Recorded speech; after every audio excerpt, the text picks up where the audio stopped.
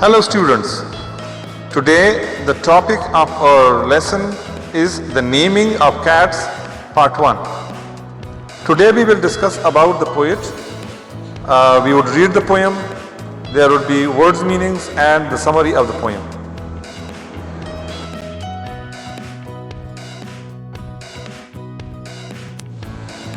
The learning objectives of today's lesson.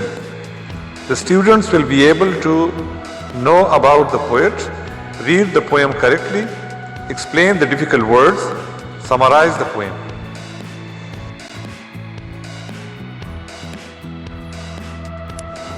About the poet. T.S. Eliot. His full name is Thomas Stearns Eliot. He was born in St. Louis in Missouri, USA. He was a poet, playwright and literary critic.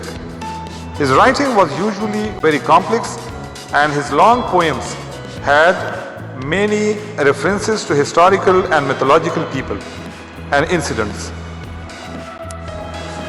However, he also wrote many humorous poems about cats in a book called Old Possum's Book of Practical Cats. These poems were put to music by Andrew Lloyd Webber to create musical Cats, which became a hit in the West End of London and on Broadway in New York.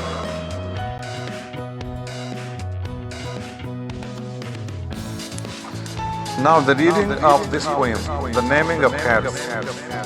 The naming of cats is a different matter. It isn't just one of your holiday games. You may think at first, I'm as mad as a hater. When I tell you a cat must have 3 different names. First of all, there is the name that the family use daily, such as Peter, Augustus, Alonzo or James, such as Victor or Jonathan, George or Bill Bailey.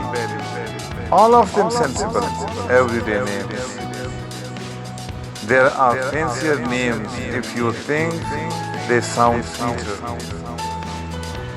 Some for the gentlemen, some for the dames, such as Plato, Admetus, Electra, Demeter. But all of them sensible, everyday names.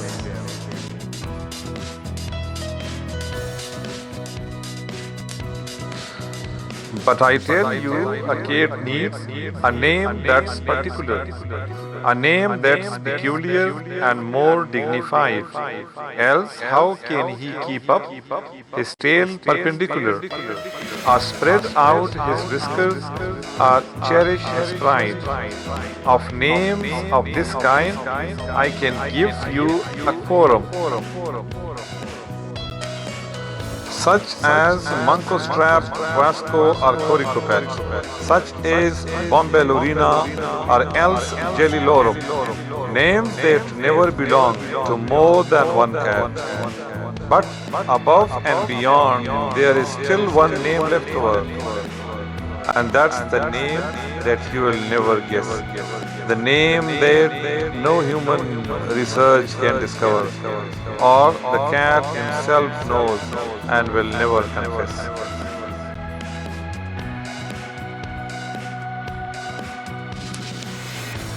When you notice a cat in profound meditation, the reason I tell you is always the same. His mind is engaged in a rapt contemplation of the thought of the thought of the thought of his name. His ineffable, deep and inscrutable singular name.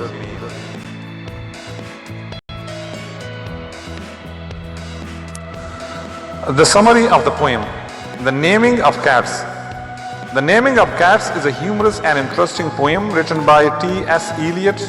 This poem gives us information about the different names of cats. The poet personifies cats by giving them names like human beings. In the start of the poem, The poet tells us that the naming of cats is not an easy task because there are 3 different names that a cat possesses. The first type of name is the name that the family uses every day, such as Peter, Victor, James. The second type of name that a cat should have is a particular name that is peculiar and dignified, such as Quasco, Coricopet, Jelly Lorum. The third type of name is the one which only the cat knows, and it is beyond the discovery of human research. This is the name which the cat will never confess.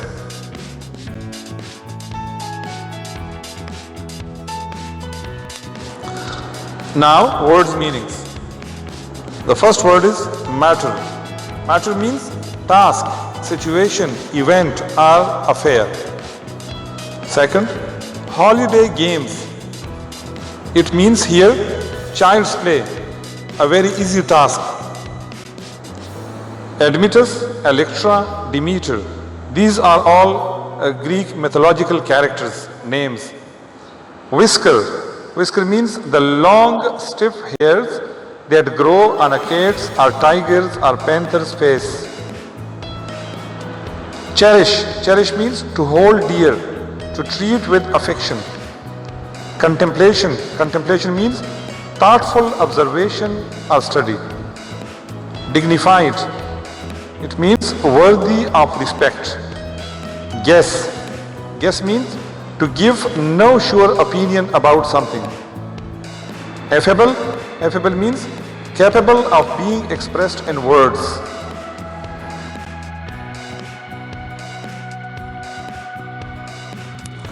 Our next word is meditation. Meditation means focusing attention on one thing. If an ineffable, it's a made-up word made by the poet. Everyday dames, ordinary women, ineffable, incapable of being expressed, inscrutable, difficult to understand, mad as a hatter. It's a simile used by the poet, as mad as a hatter. It means crazy, insane, peculiar, odd, strange, perpendicular, being at right angles to the horizontal, straight up in the air.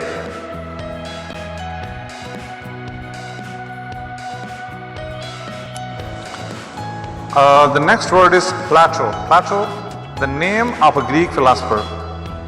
Profound, deep, or beyond what is obvious. Quorum, quorum, a select group. Rapt, it means deeply absorbed.